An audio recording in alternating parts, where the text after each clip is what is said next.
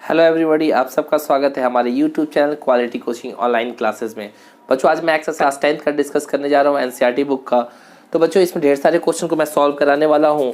पहला क्वेश्चन आपके सामने है। अगर आपने अब तक चैनल सब्सक्राइब नहीं किया तो चैनल को सब्सक्राइब कर ले बच्चों, और क्वेश्चन समझ में आए तो लाइक जरूर करिएगा। क्वेश्चन है, express each number as a product of its prime factors.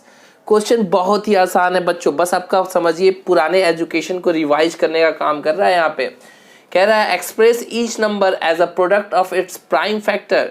इनको प्राइम फैक्टर में कन्वर्ट करना है। तो पहला आपका क्वेश्चन क्या है बच्चों, 140।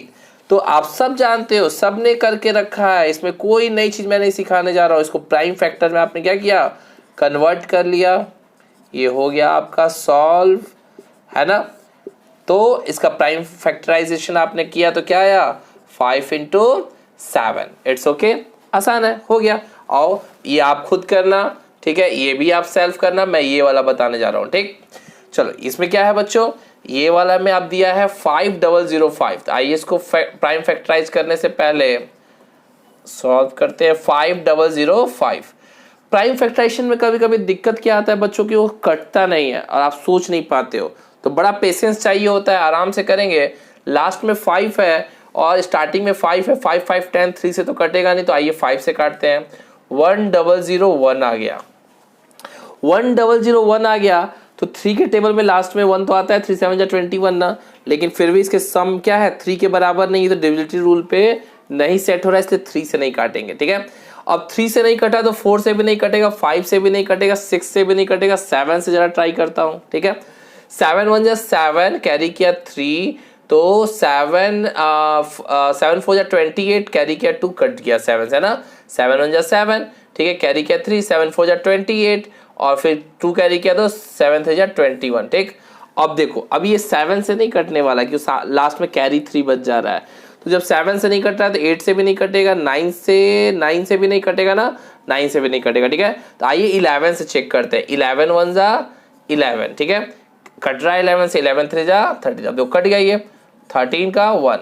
तो बस यही काटने में जो आपको समस्या आता है, यही आपको सीखना है। तो जब भी लास्ट में इस तरह के अटपटे नंबर आए तो समझना कि वो प्राइम नंबर से कटेगा। कभी कभी 23 से भी कटता है, कभी 11 से, कभी किसी भी नंबर से जो प्राइम हो उससे चेक करिएगा। तो ये बड़ा ही सिंपल था, इसमें कोई सिखाने वाली बात नहीं है, ठीक है, बट था तो मैंने करवा दिया। चलो और नेक्स्ट क्वेश्चन करते हैं, क्वेश्चन नंबर 2। तो बच्चों क्वेश्चन नंबर 2 आपके सामने, ये भी काफी इजी क्वेश्चन है, ठीक है। Find the LCM and HCF of the following pairs of integer and verify the LCM into HCF is equals to product of 2 number. ये एक फॉर्मूला होता है बच्चों, इसको याद कर लो अभी कभी, क्या कि एलसीएम इनटू एचसीएफ हमेशा प्रोडक्ट ऑफ 2 नंबर्स के बराबर होता है, ठीक है। मतलब अगर 2 नंबरों का मैं एलसीएम निकालता हूं और 2 नंबरों का मैं एचसीएफ निकालता हूं, और अगर जैसे मैंने इसका एलसीएम करके आपको बताता हूं। चलिए पहला लेता हूं मैं क्वेश्चन, 26 एंड 91 है। पहले इसका एलसीएम हम लोग फाइंड करते हैं। तो एलसीएम आपको निकालने सबको आता है, आइए एलसीएम फाइंड करें। 26 और 91 का एलसीएम तो क्या हो जाएगा बच्चों, ये किससे कटेगा, 13 और 7 के टेबल में आता है, दोनों ही प्राइम नंबर। आइए 13 से काटता हूं मैं इसको, तो 13 2 26, 13 7 91, ठीक है। तो आप देख रहे हो कॉमन फैक्टर 13 है। कॉमन फैक्टर क्या है बच्चों, 13 है, ठीक है। तो एलसीएम अगर मुझे लिखना होगा तो क्या हो जाएगा, 13 into 2 into 7, that is called, क्या हो जाएगा आपका 26 गुणे 7, ठीक है। 7 6 42, 42 का 2, कैरी किया 4, और 7 दिन 14 4 18, 182 एलसीएम आ गया बच्चों, ठीक है। अब एचसीएफ आपको अगर लिखना हो, अगर आपको एचसीएफ लिखना हो तो आप यहीं से आप एचसीएफ कर सकते हो। क्या हो जाएगा बच्चों एचसीएफ, आपका एचसीएफ होगा सिंपल सा, इन दोनों का कॉमन फैक्टर सिर्फ 13 है ना, और कोई तो कॉमन फैक्टर है नहीं, सिर्फ कॉमन फैक्टर क्या है, 13 है। तो एचसीएफ क्या कर सकते हो, एचसीएफ इज 13, ओके है। तो अब मैं उस फॉर्मूले पे वेरीफाई करूंगा। फॉर्मूला क्या कहता है बच्चों, फॉर्मूला कहता है एलसीएम इनटू एचसीएफ, है ना, equals to product of number. Product of number मतलब first number multiplied by second number. तो इस पे मैं वेरीफाई करूंगा और समझ में आ जाएगा कि मैंने जो निकाला है वो गलत है या सही है, ठीक है। यही क्वेश्चन भी कह रहा है करने के लिए। तो आओ बच्चों, एलसीएम कितना था 182 और HCF कितना था 13, ठीक है। और बच्चों left hand side right hand side में आपका प्रोडक्ट था 26 इंटू 91, ओके है, यही था, that is called left hand side and that is called right hand side. दोनों को अगर क्या हो जाए सॉल्व कर लें और बराबर आ जाए तो वेरीफाई हो जाएगा। आइए देखते हैं। तो 182 को मैंने 13 से मल्टीप्लाई कर दिया, 3 दूनी 6, 24 का 4, 2 3 तो 5 और 2 आ गया, 8 आ गया, 1 आ गया। इसका वैल्यू कितना हो जाएगा बच्चों 6, ठीक है, 6 8 5 13 और ये 4, 4366 आ गया किधर लेफ्ट हैंड साइड पे, ठीक है। अब राइट हैंड साइड का देख लेता हूँ क्या है बच्चों। तो आपका है 26 और 9 1, ठीक। तो पहला हो गया 6 और 2, 9 चौक 54 का 4 मगा 5, 9 18 5 23 है ना, 6 हो गया, 6 हो गया, 3 हो गया, 2 हो गया, 2 3 6। यहाँ क्या मल्टीप्लाई मैंने गलत किया था और रीचेक कर लेता हूँ कि यहाँ पे 2 3 6 सब मल्टीप्लाई सही है, बस आपका क्या हो रहा है यहाँ पे कुछ गड़बड़ी हो रहा है। तो इसको देख लेता हूँ। 3 दूनी 6, 3 और 24 का 4 हाथ में लगा 2, 3 एकम 3, 3 2 5, 2 8 और 1, 6 8 6 और 8 5 3 हाथ में 1 2, यहाँ पे मैंने गलत लिख दिया था, ठीक है। देखो दोनों ही बराबर आया ना बच्चों, 2 3 6 2 3 6। तो जब दोनों का प्रोडक्ट किया गया तो क्या है 2 3 6 6। तो हम कह सकते हैं hence left hand side equals to right hand side, ठीक है। हैंस क्या लिख सकते हैं, हैंस वेरीफाइड। क्या हो जाएगा बच्चों, हैंस वेरीफाइड। क्लियर है, ये वेरीफाइड हो गया कि left hand side is equal to right hand side है, ठीक है। अब तक समझ में नहीं आया बच्चों तो एक और क्वेश्चन कर लेता हूं, उससे और ज्यादा क्लियर हो जाएगा आप लोगों को। चलो एक और अगला लेता हूं, 510। क्या है 510, ठीक है। सेकेंड बच्चों मैं ले लेता हूं 510 को। इसको कैसे सॉल्व करना है, तो पहले एलसीएम निकाल लूं। एलसीएम के लिए मैं प्राइम फैक्टराइज को कर लेता हूं, ठीक है। 510 एंड 92 एक साथ कर लेता हूं, ठीक। तो ये हो जाएगा आपका 2 से कटेगा, 2 1 जा 2 2 4 और 5 और 5, ये 2 से 2 चौके 8 और 2 छक्के 12, ठीक है। फिर ये 5 आ गया, 6 आ गया। किससे कट सकता है बच्चों, देखो किससे कट जाएगा, 5 5 10 2 12 और 6 4 10 नहीं कट रहा है। तो देखो सिंपल सा इसमें क्या तरीका होता है, ये किससे कट रहा है ये चेक कर लो, ठीक है ना। तो 46 जो है वह 2 से भी कट जाएगा और किससे कट जाएगा बच्चों, 2 से कटेगा तो क्या हो जाएगा 2 2 दूनी के 4 2 23 23 से कट रहा है ना। तो देखो ये 2 है और 23 इन्हीं से कट रहा है, ये प्राइम नंबर है, ये भी प्राइम नंबर है। तो इसको देखो जरा सा, ये 23 से कट रहा है क्या, 2 से तो कट नहीं रहा है, 23 से कट रहा है क्या। देखा मैंने 23 एकम 23, कैरी किया कितना 2, कैरी किया कितना बच्चों 2। तो जब 2 कैरी किया तो 25 हो गया, 23 से भी नहीं कट रहा है, इसका मतलब इसके आगे ये कटने वाला नहीं है, इसके आगे ये कटने वाला नहीं है। तो देयरफॉर एलसीएम क्या हो जाएगा बच्चों, एलसीएम हो जाएगा आपका 2 इंटू 2 55 इंटू 46। आइए इसको मल्टीप्लाई कर लेता हूँ फटाफट, कितना हो जाएगा, 2 से मल्टीप्लाई करूंगा तो ये हो जाएगा आपका 510 और मल्टीप्लाइड बाई 46। तो 46 इंटू 51 और ये 0 इधर कैरी कर लो, 0 बाद में लिख लूंगा। कितना होगा 4 6, 5 के 30 का 0 होगा 3 और 5 के 20 3 23, ठीक है। 6 4 3 2 और एक 0 ये वाला, ठीक है। तो कितना आ गया बच्चों, ये आ गया 2 3 4 6 0। ये क्या है इनका एलसीएम है, क्या है बच्चों एलसीएम। आइए अब एचसीएफ देख लेते हैं। एचसीएफ क्या होगा, सिंपल सा फैक्टर, सिर्फ कॉमन फैक्टर क्या है 2 है, देयरफॉर एचसीएफ क्या हो जाएगा बच्चों, एचसीएफ इज इक्वल्स टू 2 हो जाएगा। It's okay. अब आते हैं बच्चों कहाँ पे, इसके वेरिफिकेशन पे। वेरिफिकेशन क्या था, LCM into HCF is equals to product of first number multiplied by second number, ठीक है। अब फटाफट देखो इसमें 2 3 4 6 0 मल्टीप्लाइड बाई 2 और यहाँ क्या था 510 मल्टीप्लाइड बाई 92। तो आप जब इसको मल्टीप्लाई करते हो तो क्या आ रहा है, 2 0 0 2 6 12 का 2 हाथ में लगा 1 4 दूनी 8 1 9 2 3 6 2 दूनी के 4 हो गया। इसको जब मल्टीप्लाई करोगे तो रफ में 92 इंटू 51 से कर लो तो क्या हुआ 2, ये 0 साइड में रखो, ठीक है ना। 9 5 10 का 0 लगा 1 पर 46 और 2 9 6 4 और 0 आ गया ना सेम। तो यहाँ पे लिख सकते हो क्या 4 6 9 2 0। तो लास्ट में स्टेटमेंट क्या देना है कि left hand side is equals to right hand side, hence verified. Hence verified. मैं 2 क्वेश्चन यहाँ पे लीव किया हूँ ना बच्चों, 2 नहीं एक ही लीव किया हूँ, ठीक है। वो क्वेश्चन आपको सेल्फ करना है, ठीक है। सेल्फ भी तो करो कुछ, ठीक है, तब ना प्रैक्टिस होगा। चलो और नेक्स्ट क्वेश्चन करते हैं, क्वेश्चन नंबर 3 बच्चों। थर्ड क्वेश्चन आपके सामने है, क्वेश्चन है बच्चों, find the LCM and HCF of the following integer by applying the prime factorization method. हमें एलसीएम और एचसीएफ निकालना है बच्चों, बट यूज क्या करना है, प्राइम फैक्टराइजेशन मेथड को यूज करना है। तो ऐसे क्वेश्चन को कैसे करते हैं मैं अभी एकदम कॉन्सेप्ट आपका क्लियर कर दूंगा, कभी कंफ्यूजन नहीं होगा, ठीक है। ये कैसे HCF LCM prime factorization method से निकालते हैं बच्चों। मैं पहला क्वेश्चन लूंगा बच्चों 12, तो 12 को मैंने क्या किया, प्राइम फैक्टराइज कर लिया, ठीक है। सबको अलग अलग करना पड़ता है इसमें बच्चों, इसमें सबको क्या करना होगा, आपको अलग अलग करना होगा, ये बात आप क्लियर रखिएगा, ठीक है। 21 मैंने ले लिया, ठीक। अब मैंने 2 से किया तो कितना हुआ 6, फिर 2 से किया तो कितना हुआ 3, फिर 3 से किया तो बच्चों 1 आया। यहाँ पे 3 से ही करना होगा, 5 आएगा, 5 से किया तो मैंने क्या आया 1 आया। यहाँ 3 से किया तो 7 आया, 7 से किया तो क्या आया 1 आया।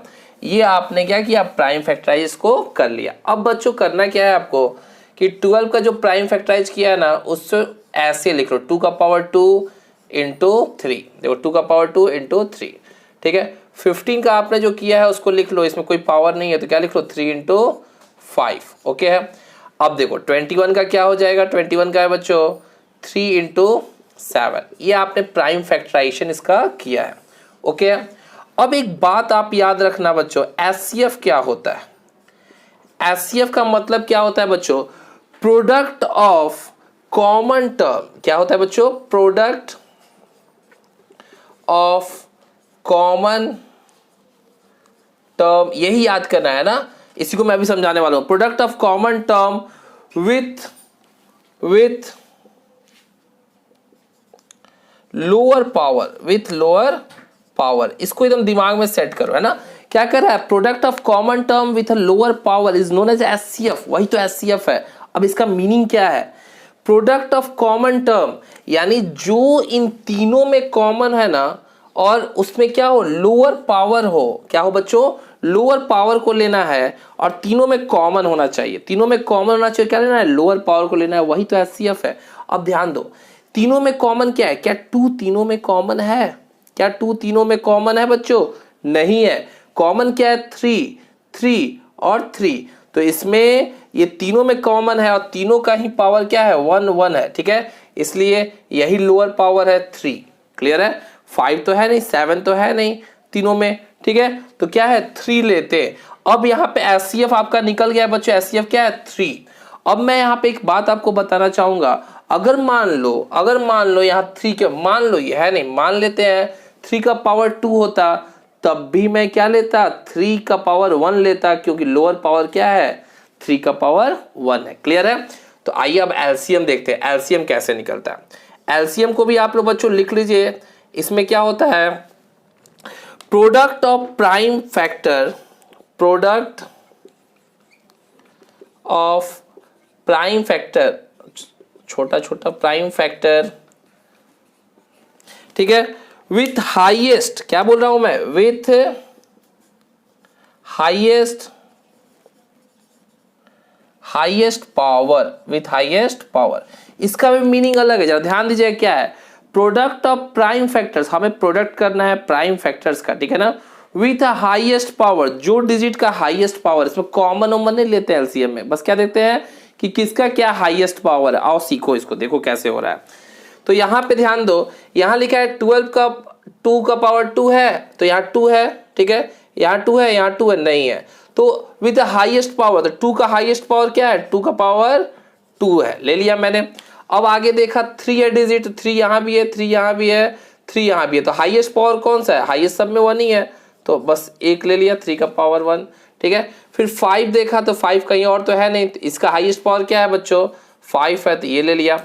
अब 7 मैंने देखा तो 7 क्या है, 7 का हाईएस्ट पावर क्या है बच्चों, सिर्फ 7 ही तो है, 7 का हाईएस्ट पावर क्या है 1 ही है, ठीक है, कुछ तो एक्स्ट्रा है नहीं। तो ये बच्चों अब सॉल्व हो चुका है आपके सामने, 2 का power 4 into 3 into 5 into 7, solve कर लिया, क्या हो जाएगा 5 15, 15 चौके 60 और 60 का गुणा 7 करेंगे तो 7 चौक 42, 420 इसका एलसीएम हो गया बच्चों, ठीक है। एचसीएफ आया 3, एलसीएम आया 420, इसी को कहते हैं प्राइम फैक्टराइजेशन मेथड। आप बचपन में करते थे अलग अलग, लेकिन आपने ये चीज बचपन में नहीं सीखा था, यही आपके लिए अलग है, ठीक है ना, इसको आपने बचपन में नहीं सीखा था, इसको अभी सीख रहे हो।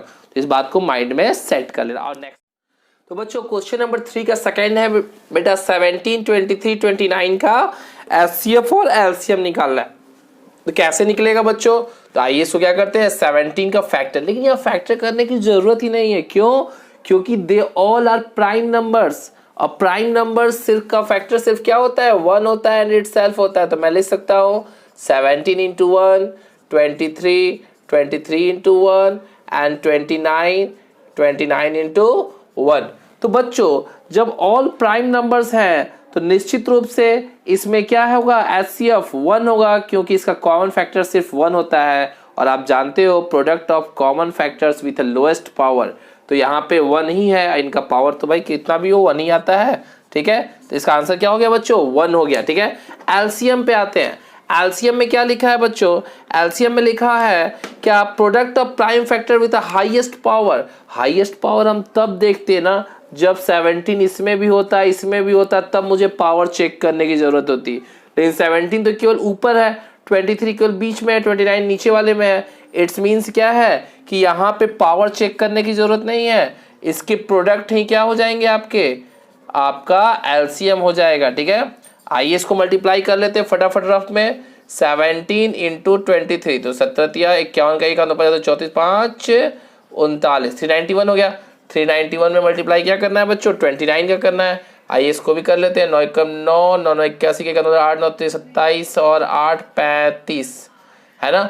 2 एकम 2 2 9 8 9 1 2 3 6 1 7। ठीक है 9 3 8 1 और 11 11 3 3 9 आ गया बच्चों 11 3 3 9 that's called LCM. That's called LCM. आइए अब सेकंड नेक्स्ट वाला देखते हैं। थर्ड नंबर क्या कह रहा है बच्चों?